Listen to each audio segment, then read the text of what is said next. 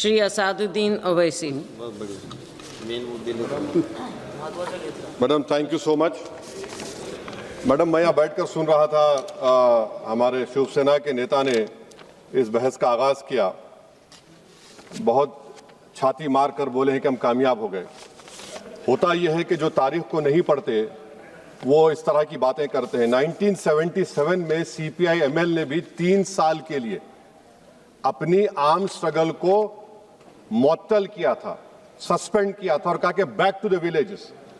और वापस जब आए उन्होंने कहा कि भारत में फ्यूडलिज्म है, न्यू कॉलोनियलिज्म है, और उन्होंने हथियार उठा लिया। जितने भी लेफ्ट विंग एक्सट्रीमिज्म के लोग आज हथियार डाल रहे हैं वो अपनी आइडियोलॉजी को रिजेक्ट नहीं कर रहे हैं। एक स्टेटमेंट मुझे बता दीजिए, हथियार डाल रहे हैं मगर अपनी आइडियोलॉजी पर कायम है, और अगर वो आइडियोलॉजी सस्पेंड नहीं करेंगे तो आपने कौन सी कामयाबी हासिल कर ली? 1970 में चारू मजुमदार ने कहा था कि 70s will be a decade, उसके 7 साल के बाद वो जेल में मर गए।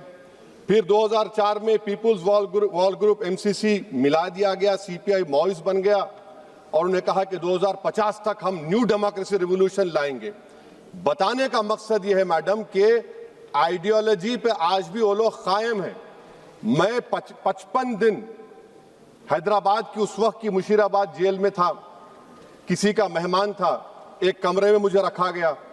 मैं 20 दिन पटेल सुधाकर रेड्डी से बात करता था, और पटेल सुधाकर रेड्डी कौन है? जो नक्सलाइट्स को जानते हैं।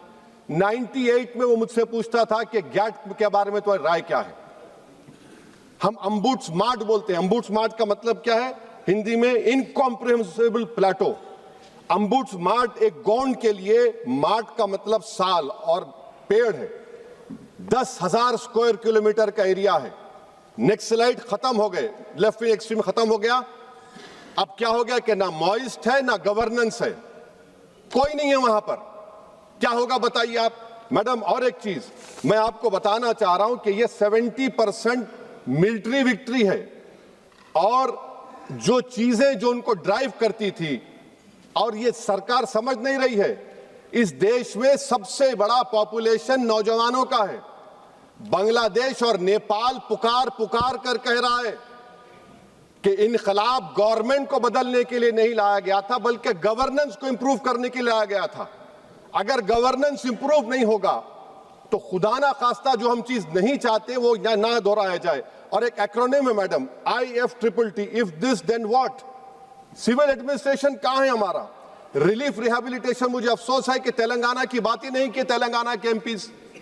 आज तेलंगाना के रिलीफ रिहैबिलिटेशन को MHA एक्सेप्ट करता है, और वो क्या कहता है कि Andhra Pradesh Telangana surrendered Maoists relief and rehabilitation policy 2025। Madam आप बिलीव कर सकते हैं कि ट्रेवर असॉल्ट राइफल इजरायली मिला, 1 मिनट में 30 से 70 लोगों को मार सकते। कहां से आया ये ट्रेवर असॉल्ट राइफल?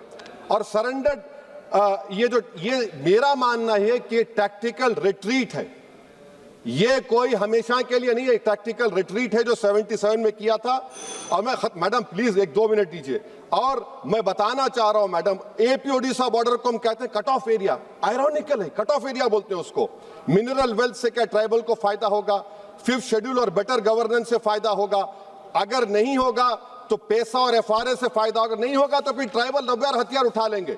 ये आप सोच कर चलिए। और आखिर में मैडम मैं गवर्नमेंट से पूछना चाह रहा हूं कि right wing extremism will lead to extreme left-wing extremism. And I want to know, a symbolic post has been given to a tribal. But what about grassroots leadership of tribals from Mandal, Zilla Parishad to MLA? That is not being there. Usage of false encounters, demolition of homes, creating an atmosphere where the dignity of tribals and Muslims is taken away. This is being done by those organizations who believe in extremist radicalism and supported by this government. Would you put an end to this radicalism and extremism? Because you cannot, Madam, I'm concluding, and Madam, I'm concluding by quoting what Ajay Sahani had said. Those who believe that the imminent collapse of the Maoist movement heralds a new and refulgent chapter of Indian history of development and of prosperity ignore the dismal on-ground challenges realities of India's development model, the increasing maturity of polarizing mobilization in electoral politics, the growing inequities and inequalities of increasing predatory oligopolistic economy, and the progressive redundancy of human labor as a result of rapid technology transformation. In the light of such fault lines, other moments of violence will inevitably rise. I hope that this government will exercise caution. Don't sound the victory bells as of now. End the extremism done by your own organizations. Do you know what message is being sent? You have the highest number of Muslims who are youth now. If you I'm concluding, madam. If your own chief minister says that give them 2 rupees less, we'll create an atmosphere so that they leave Assam, that is not right. That is also an extremism which has to be condemned. Anyone who picks up arms, anyone who utters a word which creates a feeling of vulnerability against the constitution is extremist. Thank you, madam.